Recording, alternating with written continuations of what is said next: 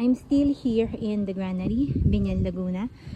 Ang isa sa tanong din sa akin dito ay binabaha ba dyan sa the Granary since this is located in Binyan, Laguna.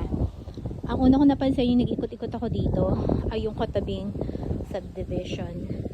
So mapapansin nyo, yung level ng lupa dito sa the Granary almost kalahati na nung property sa kabilang subdivision. So ganun siya kataas.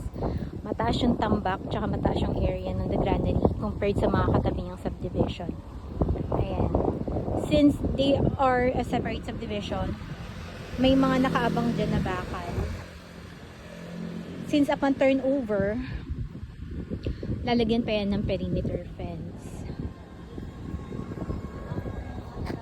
Ayan. So, the Granary is guaranteed flood free tsaka safe sa mga residents.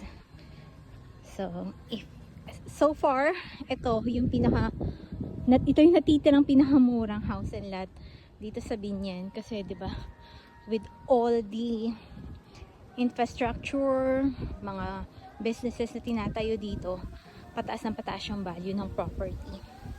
So, ito yung kanilang open park. Message me if you have additional questions.